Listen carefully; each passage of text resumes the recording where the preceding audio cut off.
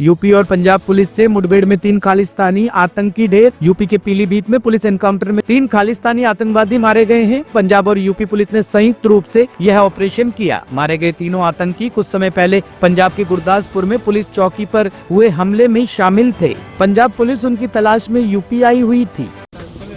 Sir, Punjab police के 3 team आई थी, 3 लोग मुठभेड़ हुई है, क्या है पूरा मामला? देखिए, जनपद गुरदासपुर में कुछ दिवस पहले बख्शीवाल पुलिस चौकी पर एक ग्रेनेड फेंका गया। उसी क्रम में गुरदासपुर पुलिस आज यहाँ सुबह थाना पूरनपुर पर अला सुबह पहुँची। उनके द्वारा ये बताया गया जिन 3 संदिग्धों द्वारा वहाँ पर ये कार्रवाई की गई है वो पूरनपुर कस्बे में छुपे हुए हैं। उसी सूचना पर थाना पूरनपुर द्वारा जनपदीय कंट्रोल रूम को और हम सभी उच्च अधिकारियों को अवगत कराया गया। उसी में जब उनका पीछा किया गया और उनको खोजने की कार्रवाई की गई तो जो कमरिया पॉइंट पर पिकेट है उसके द्वारा ये बताया गया कि एक बाइक पर 3 संदिग्ध बहुत तेज़ी से पीलीभीत शहर की तरफ गए हैं। वहाँ जो थाना पूरनपुर की और एसओजी की टीम थी और जो थाना पूरनपुर की और गुरदासपुर पुलिस की टीम थी उनके द्वारा उनका पीछा किया गया और आगे चल के ये निर्माणाधीन पुल पर थाना माधव टाटा की तरफ मुड़ गए। आगे से भी कुछ गाड़ियां आ गई और हम सब लोग पहुंच गए। उसमें घेरा देखकर इनको जब ललकारा गया तो इनके द्वारा फायरिंग की गई। फायरिंग में जो जवाबी कार्रवाई उनके द्वारा काफ़ी हैवी फायरिंग हम लोगों पर की गई। उसमें जवाबी कार्रवाई में ये तीनों क्रिटिकली इंजर्ड हुए। इन तीनों को सीएससी पूरनपुर पहुंचाया गया। वहां पर प्राथमिक उपचार देकर इन्हें जिला अस्पताल लाया गया जहां इनकी मृत्यु की पुष्टि सीएमओ साहब और उसकी टीम के द्वारा की गई। इनसे 2 AK-47, 2 foreign made Glock pistols, एक थाना पूरनपुर से जो चोरी से संबंधित बाइक थी वो बरामद हुई है। हमारे 2 कांस्टेबल्स घायल हुए हैं, उनका भी प्राथमिक उपचार सीएससी पूरनपुर पर करा दिया गया और उन्हें रेफर करके हॉस्पिटल में रखा गया है, लेकिन दोनों लगी खतरे से बाहर। क्या इनके नाम सामने आए हैं कि जो तीनों लोग? जी, इन तीनों के नाम सामने आ गए हैं। वो तीनों का डिटेल प्रेस नोट आप सभी को अवगत है। पुलिस टीम पर भी इन लोग जवाबी फायरिंग करी थी जिसमें 2 घायल हुए हैं सिपाही, क्या नाम है उनके? जी, इनका कांस्टेबल सुमित और कांस्टेबल शाहनवाज पुलिस की तरफ से।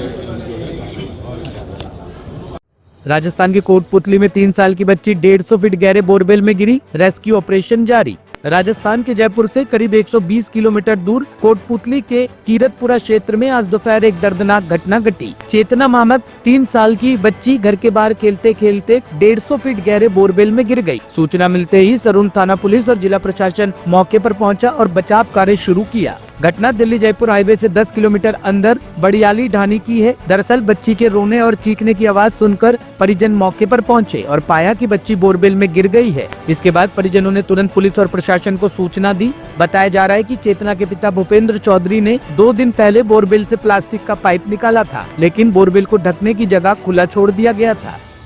दिल्ली के शाहबाद डेयरी में सेंधमारी, 2 घरों में लाखों की चोरी। दिल्ली के शाहबाद डेयरी थाना क्षेत्र के जैन कॉलोनी में बीती रात सेंधमारी की घटना सामने आई है। चोरों ने एक ही रात में 2 घरों को निशाना बनाते हुए लाखों के कीमती सामान और नकदी पर हाथ साफ कर दिया। घटना के दौरान अपराधियों ने परिवारों को घर के अंदर बंद कर बाहर से कुंडी लगा दी, जिससे वह चोरी को आराम से अंजाम दे सके। आपका द्वारका। क्या मामला था? मामला कुछ नहीं था जी, हम सुबह आए, अपना गेट खोला, हमारी कुंडी सबकी कुंडी बंद थी है, ठीक है। एक गली से बंदा जा रहा था, मैं उससे कुंडी खुलवाई है, ठीक है। और नीचे आगे देखा तो ताला खुला हुआ था, इसका भी खुला हुआ था, उसका भी खुला हुआ था। तो सब गली वालों ने देखा भी है। कितने गली वालों की कुंडी लगा रखी थी? सबकी, ये सामने सबकी लगी थी, भाई की लगी थी, ये सामने कुंडी लगी थी, सामने कुंडी लगी हुई है, हमारी कुंडी थी, उनकी भी कुंडी लगी हुई थी सबकी। क्या नाम है आपको? माला। क्या हुआ था रात को? रात में मैं भाई के घर पे 2 रात से मेरी हालत खराब हो रही है, बहुत सीरियस में।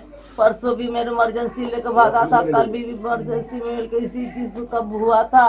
सांस फूलने लगता, थायराइड BP है हमको। वैसे मारे 2 रात में भाई घर पे सोई थी मैं। अब रात में खाना पीना भी वहीं बनाए, तो बस इतने में सुबह फोन करा कि से मतलब जल्दी घर पे आ जाओ। पड़ोस में तो आकर देखती हूँ सारे जो मतलब कि घर में से कुछ भी नहीं है। 20,000 रुपया लाई थी मैं परसों, उसके पहले 25,000 लाई थी कि अगले साल में बीमार हो गई तो मर के बची थी। तो गाँव में 40,000 रुपया लगाया था, प्राइवेट में तो भर्ती थी। ये मैं लेकर आई थी, मेरा हालत हो रहा है खराब। आज कल खाना बुलाया, एक्सरे करके ले सब चीज सब हुआ, खाली टेंशन है। अब बस इतने मेरे सारे घर में कुछ भी हमारे पास तो कुछ भी नहीं रहा। मेरा तो आदमी भी नहीं है, एक बेटा बंद है घर में, कितना किचन में पड़ी रहती हूँ।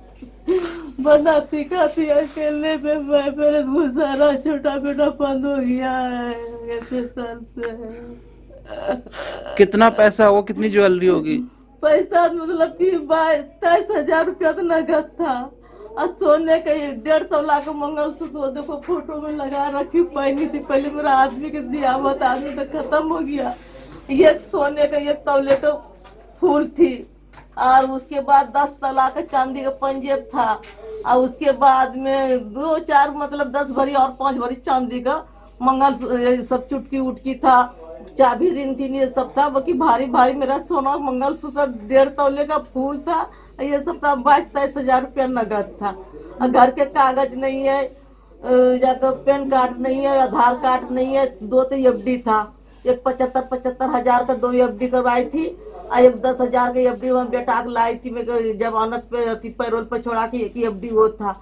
और घर के कागज उगज कुछ भी नहीं है, पासबुक कागज 2-3 पासबुक था, मतलब कोई भी चीज नहीं है घर में से। चीज ले गया है। पैन कार्ड भी था, आधार कार्ड भी था, कुछ भी नहीं है। पासबुक सहित ले गया, मेरा पासबुक नहीं था, 2 पासबुक था, नहीं कुछ भी घर में नहीं है। मेरे ऐसे सवेरे आई मैं इसी बटवा था। ब्यूरो रिपोर्ट टीम तफ्तीश न्यूज।